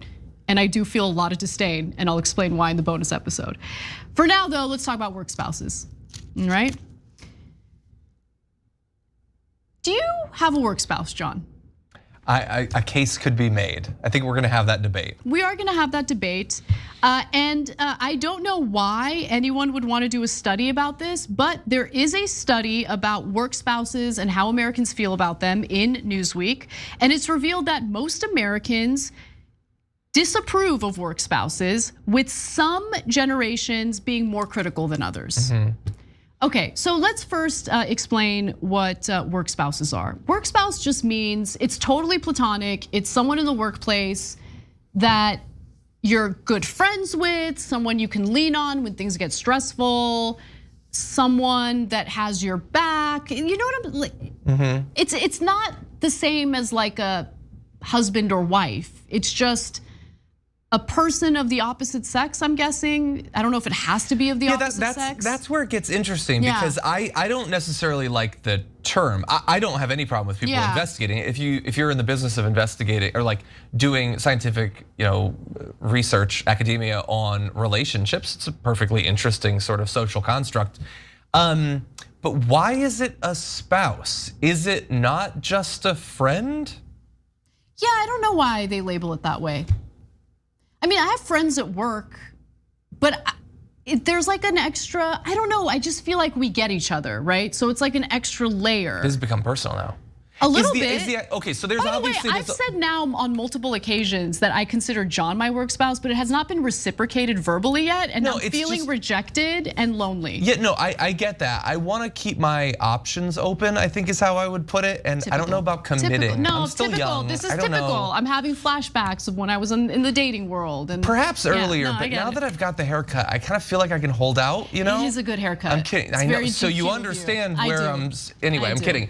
Yeah, no. So I don't necessarily like the term, but sure, I do. Yes. All right. You're my work spouse. Thanks, That's John. what this ring is to commemorate. Actually. No, don't say that. That is not true. That or my actual wife, one of the two. Okay. All right. Who is awesome and hopefully not watching this. So. But anyway. So how do people feel about the notion of even having a work spouse. By the way, Christian's not allowed. That's my husband. You're not allowed to have a work spouse. Okay, let's move on. Of US adults surveyed, I'm kidding, he's allowed. He's a youth sports coach, so he's around a bunch of dudes. So work spouse away. Of the US adults surveyed, 21% say they think it is okay, just 21%. They think it's okay to have a work spouse, while 45% said no, it's not appropriate. What do they think? Okay, that's the thing. That's the tricky thing, because when you use the word spouse, that's a loaded word. Yeah. You know, it has all sorts of, well, Dina, connotations as well, right? Like people think of like a romantic thing. It's not romantic at all. So maybe the methodology of this highly scientific survey needs to be. Well, it's possible we could figure out if they actually defined it. It's also possible, like I think you might see that and think, oh, they're assuming that there's something beyond just friendship. But that doesn't necessarily explain their opposition. They don't necessarily have to think that there is anything beyond it. Some people think that the only person you should be turning to for that sort of emotional support is your spouse. Wrong. Even if it's just talking and going over these sorts of things, they might think that you shouldn't be doing it with that person, you should be doing it with your spouse. Yeah, but life is complicated, and sometimes you don't want to bring your work drama home with you, right? So, and I'll just be completely honest, during lengthy rough patches with work, not because of TYT, but just because of the nature of what we do, I would bring it home with me. And it was really hard on my husband, right? You understand what it's like to do this job, which is why there are certain things I can feel that I can vent to you about and actually get reaction and advice that I think, Christian might have some difficulty with because he doesn't know what it's like. Yeah, he might get like some of the emotional aspects of it, but he doesn't necessarily understand the process or how it actually is specifically, and that might make some people uncomfortable. That, look, I don't personally think we need to rank relationships along like a single thing. There's no ranking happening, right? Your family and your friends and your acquaintances and your coworkers, these are different sorts of relationships, and at different times, in different contexts, you can draw different amounts of support from them. Absolutely. So when we break down the numbers by generation, the survey gets even more interesting. So those in Gen Z, ages 18 to 24, mostly felt that a work spouse was acceptable, with only 39% saying it was not okay. And boomers, 55 years and older, agreed with only 40% saying that a work spouse was not okay. So is it millennials that have a problem with it? It is millennials. We're both millennials, and yeah, believe it or not, take it up with Wikipedia, but okay. Why? So I don't know. Millennials ages 25 to 30. Hey, they keep changing the ages. 35. I'm sorry, 25 to 34. So now all of a sudden I'm not a millennial? No. That's not how it's defined. It's defined based on birth year. You don't just keep shifting it every year. What? I'm one, damn it. Anyway, they felt, however, according to this survey, differently. So of adults ages 25 to 34, 57% said it wouldn't be acceptable. 57% say no, not acceptable to have a work spouse. Only 18% said they thought a work spouse was okay, while 17% said it depended on circumstances. Super weird. Was there more like workplace cheating going on in that generation? So now they assume that everyone else is getting up to something untoward? I don't know. I mean, I have a pretty strict rule against any romantic involvement with anyone in this industry, period. Not just here at TYT, in this industry, period. Like, I'm not touching a dude in news with a 10-foot pole, sorry. I don't think you should touch any dudes. Speaking for Christian, I think. Whether news or otherwise. Well, fair, that's fair. He'd appreciate that. But the really weird thing is, it's that like triangle in the poll. It would be one thing if it was a move towards generational growing acceptance as you move to the modern era. But why would there be this backsliding on that? Well, one self-proclaimed relationship expert told Newsweek this: millennials are at a different stage in their lives financially, emotionally, mentally, and may not want to use the term work wife or work husband as they don't want to risk impacting personal romantic relationships. Okay, so why is Gen Z different? Maybe they're not married yet? Or, well, yeah, they might not have something to directly compare. Obviously, the younger you are, I think the longer people are waiting to get married. It might also be that their relationship with work isn't at the same phase, that they think of it more as a job or something you're briefly in rather than people who are in a career for years and years and years. So maybe it is sort of a perfect storm of life situation. Millennials might be missing out because an online study also conducted by 2 professors in 2015 showed that there are some benefits to having a work spouse. Some respondents said that their work spouse relationship improved their work and made them more productive. That's actually not my experience with you, John, just keeping it real. Back in the day before the pandemic, John would be the one who would always come to me as I'm producing or researching, and he'd be like, hey, there's a food truck outside, you wanna go? Yeah, I do. But there's productivity on the short term and then the long term. If you're experiencing massive burnout and a work spouse helps get you through it, well, then that makes you more productive. Let's take this as a bonus episode, tyt.com/join. We'll see you there.